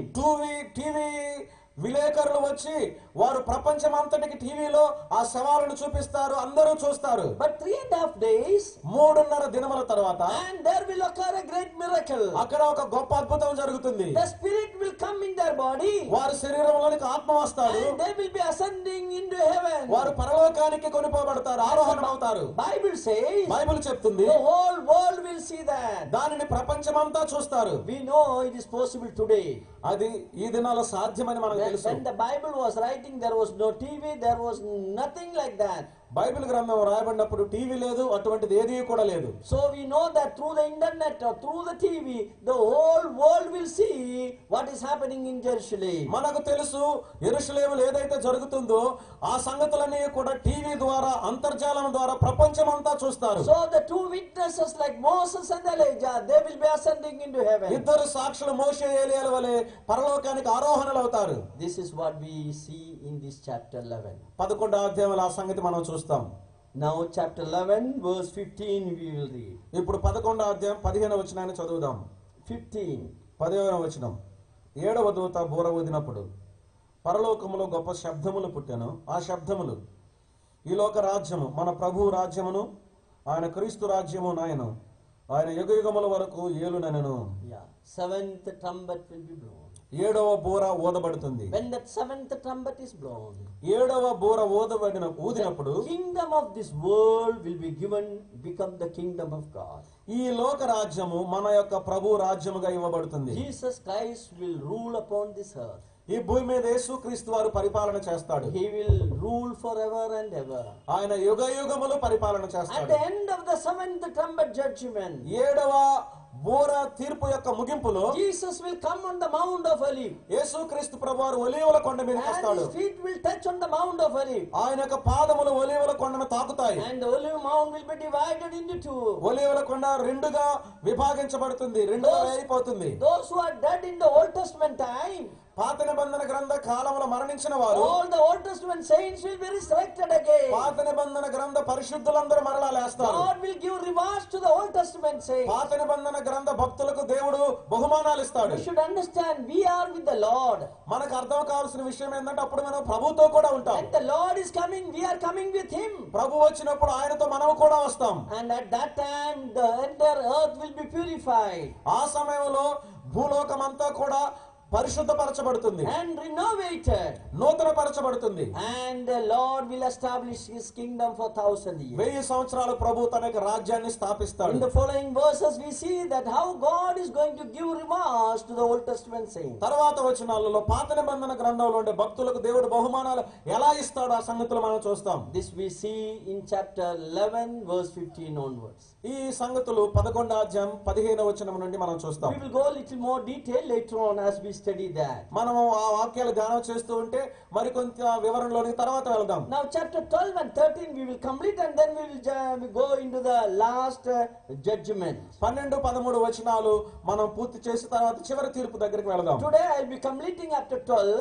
ఈ దినాన 12వ అధ్యాయం వరకు నేను పూర్తి చేస్తాను. Chapter 13 speaks about Antichrist and the coming world ruling. 13వ అధ్యాయం క్రీస్తు విరోధుల గురించి రానున్న పరిపాలన గురించి చెప్తుంది. In chapter 12 12వ అధ్యాయంలో we will read verse 1 and 2. 1-2 వచనాలు చదువుదాం. Yeah. అప్పుడు పరలోకమందు ఒక గొప్ప సూచన కనబడెను. అదేదనగా సూర్యుని ధరించుకుని ఒక స్త్రీ, ఆమె పాదముల క్రింద చంద్రుడును, శిరస్సు మీద 12 నక్షత్రముల కిరీటమును ఉండెను. ఆమె గర్భిణి అయి ప్రసవ వేదన పడుచు ఆ నొప్పులకు కేకలు వేయుచుండెను. Yeah. Here we read about a symbolic thing happening in heaven. పరలోకములో జరిగే ఒక సంగతిని గురించిన అలంకార రూపకాన్ని మనం ఇక్కడ చూస్తాం. Here we see a woman clothed with the sun. ఇక్కడ సూర్యుని ధరించుకున్న ఒక స్త్రీని చూస్తాం. Normally we wear sari and other things, but she is wearing sun. సాధారణంగా స్త్రీ చీరను కట్టుకుంటుంది, కానీ ఏమో సూర్యుని ధరించుకొని ఉన్నది.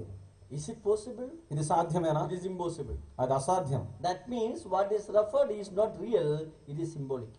దాని యొక్క అర్థం ఏంటంటే ఇక్కడ ఏదైతే వ్రాయబడిందో అది వాస్తవం కాదు, కానీ అలంకార భాష వ్రాయబడింది. Yeah, under her feet we see the moon. ఆమె పాదముల క్రింద చంద్రుణ్ణి చూస్తాము. And upon her head we see the 12 stars, crown of 12 stars. శిరస్సు మీద 12 నక్షత్రముల కిరీటమును చూస్తాము. This all shows that the lady described here is not real, it is symbolic. ఇక్కడ ఈ సంగతులన్నీ మనం చదివితే ఇక్కడ ప్రస్తావించబడ్డ స్త్రీ ఎవరైతే ఉందో స్త్రీగా వాస్తవం కాదు, కానీ ఇది అలంకార భాషగా మనకు అర్థమవుతుంది. And much more interesting thing that she is a pregnant lady. అంతకంటే ఆసక్తికరమైన విషయం ఏమిటంటే ఆమె గర్భవతి. Look at that. అది చూడండి. A lady ఒక స్త్రీ covered by sun, సూర్యుని చేత ధరించుకొనబడి ఉన్నది. and under her feet is the moon. ఆమె కాలి క్రింద చంద్రుడున్నాడు. On the head there is a crown with the 12 stars. ఆమె శిరస్సు మీద 12 నక్షత్రముల కిరీటం ఉన్నది. A lot of interpretation about this lady. ఈ స్త్రీని గురించి చాలా వ్యాఖ్యానాలు How to చేస్తున్నారు. identify? ఎలా గుర్తించాలి? Now she gave birth to a male child. ఇక్కడ ఒక బాలునికి ఆమె జన్మనిచ్చింది, ఒక Verse శిశువుకు. 5 we read that. 5వ వచనాన్ని మనం చూస్తాం. That is a clue to find out who is this lady. ఆ వచనం ద్వారా ఈ స్త్రీ ఎవరో మనం తెలుసుకోగలం. Let us read that. అది మనం చదువుదాం. సమస్త జనములను ఇనుప దండముతో ఏలనై ఉన్న ఒక మగ శిశువును ఆమె కనగా, ఆమె శిశువు దేవుని యొద్దకును ఆయన సింహాసనమునొద్దకు కొనిపోబడెను. Now, this male child is going to rule the world with the iron rod. ఈ మగ శిశువు ప్రపంచాన్ని అంతటిని ఇనుప దండముతో పరిపాలన చేస్తాడు. Who is this male child? ఎవరా మగ శిశువు? This male child is none but Lord Jesus ఈ Christ. మగ శిశువు ప్రభు అయినటువంటి యేసుక్రీస్తు వారు తప్ప మరెవరు కాదు. Jesus Christ is the one who is going to rule the whole world. ప్రభు అయిన యేసుక్రీస్తు వారు మాత్రమే ప్రపంచాన్ని పరిపాలన That చేస్తాడు. means this lady gave birth to the Lord Jesus Christ. దానికి అర్థం యొక్క స్త్రీ యేసుక్రీస్తు ప్రభు వారికి జన్మనిచ్చింది. So who is this ఈ lady? స్త్రీ ఎవరు? Of course, we can understand under symbolic language he is referring to the nation of Israel. మౌను మనకు అర్థమయ్యే విషయం ఏమిటంటే ఈ స్త్రీ అనగా అలంకార భాషలో ఇశ్రాయేలు దేశానికి సూచనగా చూపిస్తున్నది. You know, Joseph in the Old Testament had a dream. మనకు తెలుసు పాత నిబంధన గ్రంథంలో యోసేపునకు ఒక కల వచ్చింది. You can read the Old Testament passage. There we see that he had a dream. In his dream he saw the sun, moon and the 12 stars. తన యొక్క కలలో యోసేపు సూర్యుని చంద్రుణ్ణి 12 నక్షత్రాలను చూచాడు.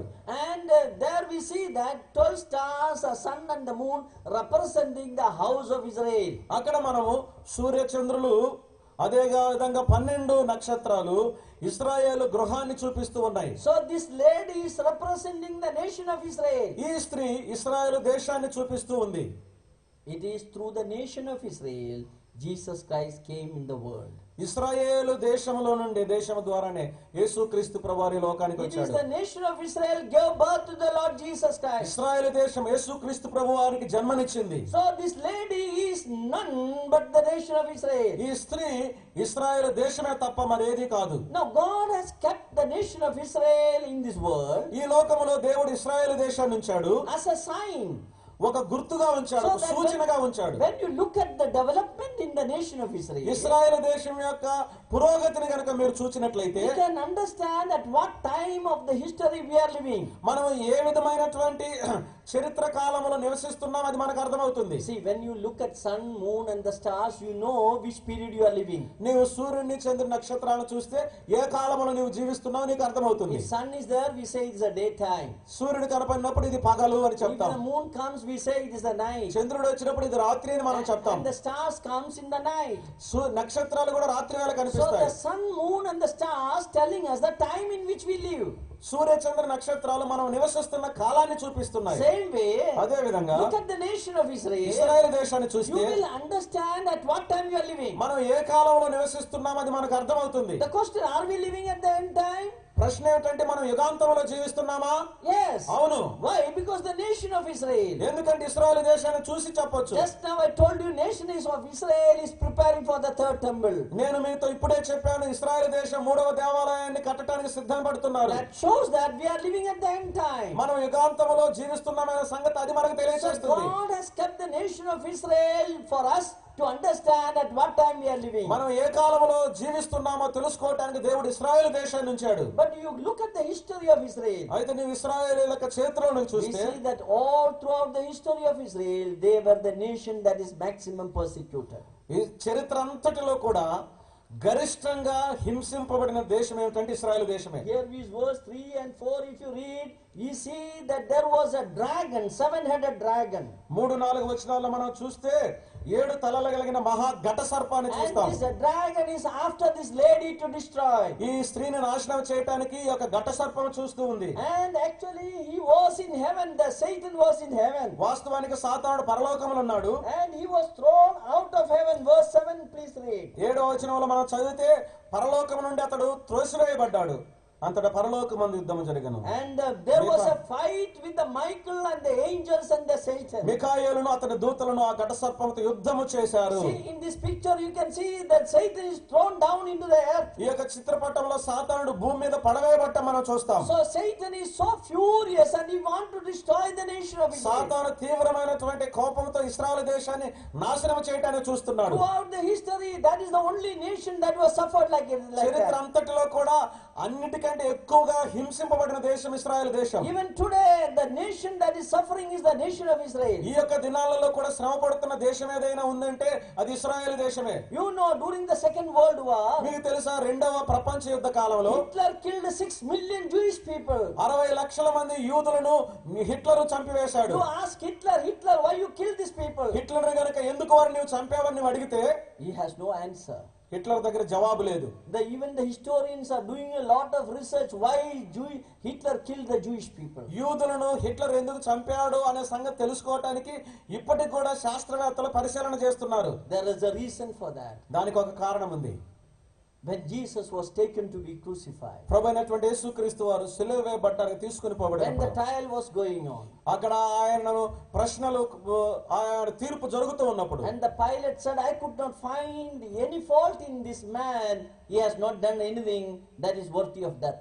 పిలాతు అన్నాడు, మరణమునకు తగినటువంటి నేరము ఈయనేమీ చేయలేదు, ఈయనలో నాకు ఏ తప్పు కానరాదు అని అన్నాడు. కానరాలేదు. Then the leaders of the Jewish people said like, అప్పుడు యూదుల యొక్క నాయకులు ఇలాగ చెప్పారు, crucify him, crucify him. ఆయనను సిలువ వేయము, సిలువ వేయము. Then one more word they are added there. తర్వాత ఒక మాటను అక్కడ చేర్చారు, Let his blood come upon us and our generation. ఆ యొక్క రక్తము మా మీదను మా పిల్లల మీద ఉండునుగా అన్నారు. They asked for that. దాని కొరకు వారు అడిగారు. From that time onwards, ఆ సమయం నుండి throughout the last 2000 years, గత 2000 సంవత్సరాల వరకు Jewish people are suffering యూదులు శ్రమ పడుతున్నారు. because they asked that let his blood be come on us and our children. ఎందుకంటే వారు ఇలాగ అడిగారు, ఆ యొక్క రక్తం మా మీదను మా పిల్లల మీద నుండిగా అన్నారు. So we see that Jewish people is the one nation that is maximum suffering. కనుక మనం చూస్తూ ఉన్నాం, గరిష్టంగా హింసింపబడిన ఒక జనాంగం ఏదైనా ఉందంటే అది యూదా జనాంగం. What happened during the time of Second World War? రెండవ ప్రపంచ యుద్ధ కాలంలో ఏమి జరిగిందంటే, is nothing which is going to happen in the future. భవిష్యత్తులో ఇంకా అంతకంటే ఎక్కువ ఏమి జరగదు. The Antichrist will destroy and kill the Jewish people. క్రీస్తు విరోధి యూదులను చంపి నాశనం చేస్తాడు. So much hatred is there against the Jewish people. యూదుల మీద ఇంత ద్వేషం ఉన్నది. Why? ఎందుకని? If you look at their history, వారి చరిత్ర మీరు చూస్తే, the amount of contribution they have done to the world is amazing. ఈ యొక్క ప్రపంచానికి వారిచ్చినటువంటి సహకారం ఎంతో అబ్బురముగా ఉన్నది. The most of the technology which we are using, it is the invention, discovery of the Jewish people. మనం ఇప్పుడు ఉపయోగిస్తున్నటువంటి యొక్క సాంకేతికమైనటువంటి పరిజ్ఞానం యూదుల చేత కనుగొనబడింది. You know, more than 190 Nobel Prize winners are Jewish people. 190 మంది కంటే ఎక్కువగా నోబెల్ బహుమతిని గెలుచుకున్న వారు యూదులే. Yes, the Jewish people are going to be suffered again. అవును, యూదులు మరలా శ్రమ పడబోతున్నారు. The Satan will try to destroy them. సాతానుడు వారిని నాశనం చేయడానికి ప్రయత్నం చేస్తాడు. But God will preserve a remnant somewhere at that time. ఆ యొక్క సమయంలో దేవుడు ఒక శేషమును వారి కొరకు భద్రపరుస్తాడు. We see that lady was given a wing to fly.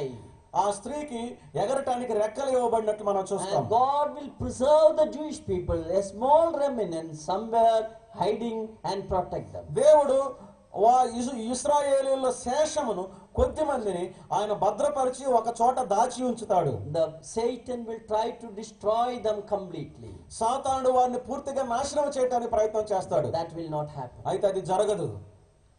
Antichrist will come. క్రీస్తు విరోధి వస్తాడు. And he will try to persecute the Jewish people. యూదులను వాడు నాశనం చేయడానికి ప్రయత్నం చేస్తాడు. But let me tell you, అయితే నన్ను మీతో చెప్పనివ్వండి, during 7 years they will suffer.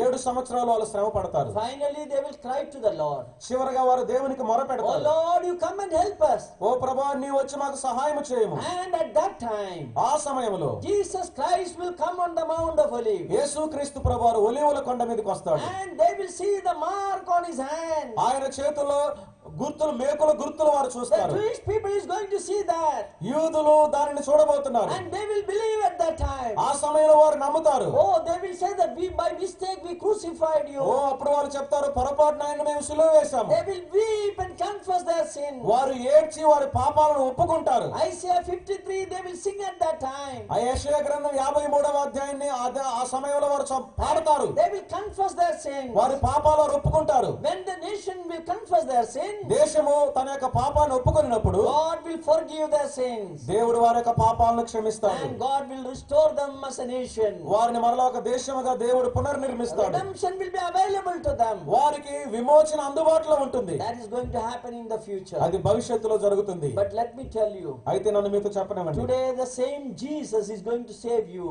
ఈ దినాన ఆ యేసు ప్రభువారే నిన్ను రక్షించాలనుకుంటున్నాడు. He is calling you. ఆయన నిన్ను పిలుస్తున్నాడు. If you see his the mark on his body, ఆయన శరీరము ఆ యొక్క గుర్తును నీవు చూస్తే, the nail prints on his body, ఆయన శరీరంలో మేకుల గుర్తులను చూస్తే, he died for you and for your sins. నీ కొరకు నీ పాపము కోసం ఆయన He మరణించాడు. died for my sins. ఆయన నా పాపం కోసం Only మరణించాడు. one thing we had to do. మనం చేయవలసింది ఒక్కటే. Lord, this truth I was not knowing so far. ఇంతవరకు ప్రభువు యొక్క సత్యాన్ని నేను తెలుసుకోలేదు. I thank you for revealing this truth to me. ఈ సత్యాన్ని నీవు నాకు బయలుపరిచినందుకు నీకు వందనాలు. On the cross of Calvary, Calvary శిలువలో you died for me. నా కొరకు నీవు If you మరణించావు. believe that నీవు అది నమ్మితే, and accept Jesus into your heart అలాగే యేసు ప్రభువుని నీ హృదయంలో స్వీకరిస్తే, as the Lord and Savior, ప్రభువుగా రక్షకునిగా స్వీకరిస్తే, Jesus is calling you and he is ready to save you. యేసు ప్రభువు నిన్ను రక్షించడానికి ఆయన నిన్ను పిలుస్తూ ఉన్నాడు, సిద్ధంగా ఉన్నాడు. Let me tell you, he is knocking at the door of your heart. నీ హృదయం యొక్క తలుపు తడుచున్నాడని నన్ను మీతో He చెప్పనివ్వండి. will never forcibly come there. ఆయన నీ వద్దకు బలవంతంగా రాడు. Only one thing you have to do. నీవు చేయవలసింది ఒకటే, You open your door of your heart నీ హృదయ ద్వారమును తెరువు. and receive Christ into your heart. క్రీస్తుని నీ హృదయంలోనికి స్వీకరించు. Definitely he will make you his child. ఖచ్చితంగా ఆయన నిన్ను తన బిడ్డగా Then చేసుకుంటాడు. you need not to fear. When Lord comes, you will be with him. అప్పుడు నీవు భయపడవలసిన అవసరం లేదు. ప్రభు వచ్చినప్పుడు నీవు ఆయనతో కూడా ఉంటావు. Otherwise, లేనట్లయితే you will enter into this tribulation period. ఈ శ్రమల కాలంలోనికి నువ్వు ప్రవేశిస్తావు. You will get on the forehead or on the hand the mark of the beast 666. ఈ క్రూర మృగం యొక్క సంఖ్య 666 నీ నొసటి మీద లేక నీ చేతి మీదకి వస్తుంది. If you get that seal, you will go to the eternal hellfire. ఆ ముద్ర నీవు వేయించుకుంటే నీవు నిత్య నరకాగ్ని గుండంలోనికి But వెళతావు. today the Holy Spirit is calling you. అయితే ఈ దినాన పరిశుద్ధాత్ముడు నిన్ను పిలుస్తున్నాడు. Receive Jesus Christ as your Savior. యేసుక్రీస్తు ప్రభువుని నీ రక్షకునిగా He is స్వీకరించు. knocking at your door. ఆయన నీ హృదయం తలుపు And తడుతున్నాడు. receive the seal of the Holy Spirit పరిశుద్ధాత్మ యొక్క ముద్రను నీవు స్వీకరించు. that is coming in the heart. అది హృదయంలోనికి వస్తుంది. If you receive the seal of the Holy Spirit in the heart, హృదయంలో పరిశుద్ధాత్మ యొక్క ముద్రను నీవు స్వీకరిస్తే Lord will save you. ప్రభు నిన్ను I'm రక్షిస్తాడు. going to conclude this message here. ఇక్కడ ఈ యొక్క సందేశాన్ని నేను ముగిస్తున్నాను. Before that, అందుకు ముందుగా I thank you all for coming and attending these meetings. ఈ కూడికి వచ్చి హాజరైన మీకు అందరికీ వందనాలు. But I want to tell you that you should not go from this ground without accepting Christ in your heart. నేను మీతో చెప్పే మాట ఏమిటంటే, యేసుక్రీస్తు ప్రభువాన్ని సొంత రక్షకునిగా నీ హృదయంలో అంగీకరించకుండా ఈ మైదాన్ని విడిచి నీవు వెళ్ళకూడదు. I'm sure hundreds of people seated here, definitely many of you are accepted Christ as your ఇక్కడ Savior. కూర్చున్న వందల కొలది ప్రజల్లో మీరు చాలా మంది ప్రభువును అంగీకరించిన వారుగా ఉంటారు. I am not talking about conversion, I am not talking about changing denomination, I am talking about accepting Jesus as Savior. సంస్థలు మారటం లేదా ఏదో ఒక మార్పు తీసుకురావటం గురించి నేను మీతో మాట్లాడటం లేదు, కానీ ప్రభు అయినటువంటి యేసుక్రీస్తు వారిని రక్షకుడిగా నీవు అంగీకరించాలని చెప్తున్నాను. If you accept Him, నీవు ఆయన అంగీకరిస్తే you will become the child of God. నీవు దేవుని బిడ్డవవుతావు. Now we are going to pray. ఇప్పుడు ప్రార్థన As చేయబోతున్నాం. we are bowing down to pray, తలలో ఉంచుతూ ఉండగా ప్రార్థన కొరకై I want to ask you, నేను మిమ్మల్ని అడుగుతున్నాను, if Christ comes today, are you going to be with Him? ఈ దినాన క్రీస్తు గనక వస్తే నీవు ఆయనతో కూడా ఉంటావా? Think about it. దాని గురించి ఆలోచన చెయ్యి. Shall we pray? ప్రార్థన చేద్దాం. As we are going to pray, ప్రార్థన చేయబోతుండగా before that I want to ask you one thing. అంతకు ముందుగా నేను నిన్ను ఒకటి అడుగుతున్నాను. Are you willing to accept Jesus in your heart? నీ హృదయంలోనికి యేసుక్రీస్తు ప్రభువుని స్వీకరించడానికి నీవు ఇష్టంగా పడుతున్నావా? If you are willing, we will help you out. మీరు ఇష్టపడితే మేము మీకు సహాయం చేస్తాం. Simple prayer is sufficient. చిన్న ప్రార్థన సరిపోతుంది. And if you pray that simple prayer ఆ చిన్న ప్రార్థన నీవు and చేసినట్లయితే, accept Jesus in your heart, యేసుక్రీస్తు ప్రభువుని హృదయంలోనికి ఆహ్వానిస్తే, accept Him as your Lord and the King in your heart, నీ యొక్క హృదయంలోనికి ప్రభువుగా రాజుగా ఆయన నీవు ఆహ్వానిస్తే, స్వీకరిస్తే, your name will be written in the Lamb's book of life. నీ యొక్క పేరు గొర్రెపిల్ల జీవ గ్రంథమందు రాయబడుతుంది. And Lord will seal you with the Holy Spirit. దేవుడు నిన్ను పరిశుద్ధాత్మ చేత ముద్రిస్తాడు. Now we will pray. మనం ప్రార్థన చేస్తాం. And if you want to accept Jesus as Savior, యేసుక్రీస్తు ప్రభువుని రక్షకునిగా నీవు అంగీకరించాలనుకుంటే, we are saying a prayer, you also follow that prayer. మేము ఒక చిన్న ప్రార్థన చెప్తున్నాం, ఆ ప్రార్థన నీవు మాతో కూడా చెయ్యి. That prayer is your prayer, is not our prayer. అది నీ ప్రార్థన, మా ప్రార్థన కాదు. We are just helping you to pray. ప్రార్థన చేయడానికి మేము కేవలం నీకు సహాయం చేస్తున్నాం. Okay, we'll pray. ప్రార్థన చేద్దాం. Heavenly Father, పరలోకమందున్న తండ్రి, we heard the wonderful message of Thy coming. నీ రాకడను గురించిన అద్భుతమైన సందేశాన్ని విన్నాం. We know the world events are very clearly speaking that you are going to come. ప్రపంచ సంఘటనలు నీవు ఖచ్చితంగా త్వరలో వస్తున్నావని అవన్నీ మాకు తెలియచేస్తూ ఉన్నాయి. Whatever written in Thy word is happening. నీ వాక్యంలో వ్రాయబడిన సంగతులన్నీ జరుగుతున్నాయి. Oh Lord, when you come, ఓ ప్రభువా నీవు వచ్చినప్పుడు you remember me. నన్ను జ్ఞాపకం చేసుకో. Oh Lord, I want to accept Thee as my personal Savior. ఓ దేవా, నిన్ను నా స్వంత రక్షకునిగా I స్వీకరించాలనుకుంటున్నాను. know that you have shed the blood on the cross of Calvary for me. నా కొరకు నీవు కలువరి శిలువలో రక్తం చిందించావని నాకు తెలుసు. With your blood cleanse my all sins నీ రక్తం చేత నా పాపములన్నీ కడుగుము. and make me your child. నన్ను నీ బిడ్డగా చేసుకో. Come into my heart. నా హృదయంలోనికి రా. You are my Lord నీవు నా ప్రభువు. and receive me as your child. నీ బిడ్డగా నన్ను స్వీకరించు. I ask this prayer in the name of the Lord. ప్రభు అయిన యేసుక్రీస్తు వారి యొక్క నామములో ఈ ప్రార్థన చేస్తున్నాను తండ్రి. ఆమేన్. My dear brothers and sisters, నా ప్రియ సహోదరులారా, we'll సహోదరులారా, bow down. దయచేసి తలలు వంచండి. There's little more time we'll spend.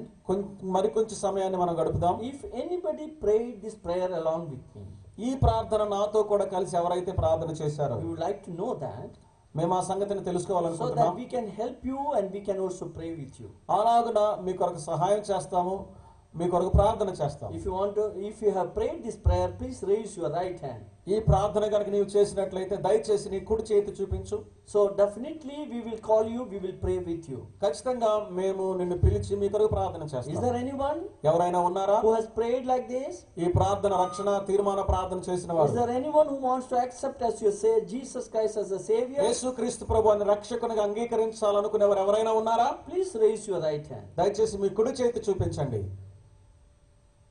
Anyone? ఎవరైనా ఉన్నారా? Jesus is coming. యేసు వస్తూ ఉన్నాడు. If you are not accepted him, then only you do that. నీవు ఆయనను అంగీకరించకపోతే Then- నీవు అలాగ చెయ్యి. If you accepted him, then only you should raise your hand. నీవు గనుక ఇప్పుడు ఆయన అంగీకరిస్తే మీ కుడి చేతి చూపించండి. Please raise your hand. ఎవరైనా యేసు ప్రభువుని నమ్ముకోవడానికి Anyone? ఇష్టపడితే మీ కుడి చేతి చూపిస్తారు. ఎవరైనా ఉన్నారా? After the meeting, ఈ కూడికైన తర్వాత if you want to know more about this, దీని గురించి మరి ఎక్కువగా తెలుసుకోవాలనుకుంటాం. come forward. We will be here. We will talk to you. మీరు ముందుకు రండి, మేము ఇక్కడే ఉంటాం, మీతో We మాట్లాడతాం. are going to close this meeting in a word of prayer. ప్రార్థనతో ఈ కూడికను ముగిస్తున్నాం. కృపగల దేవా, ప్రేమ కలిగిన తండ్రి, ఇంతవరకు మీ అద్భుతమైన సత్యాలను మీరు బయలుపరిచినందుకు మీకు స్తోత్రాలు, మీ కృపను బట్టి వందనాలు. ఇంకా ఎందరైతే ఇక్కడ ఉన్నవాళ్ళు మిమ్మల్ని స్వంత రక్షకునిగా అంగీకరించలేదు, వారి హృదయాల్లో మీ కార్యమును జరిగించండి ప్రభువా. వారి హృదయాలను కఠినపరచుకొనకుండా సహాయం చేయండి నాయన. వారు మిమ్మల్ని అంగీకరించి రక్షింపడే కృపను దయచేయండి. ముందుండే పరిచర్య కొరకు సిద్ధపరచండి. మీ ప్రియకుమారుడు మా రక్షకుడు ప్రభువైన క్రీస్తు యేసు వారి నామం పేరట స్తోత్రములు చెల్లించుకుంటూ వేడుకుంటున్నాము తండ్రి. Amen.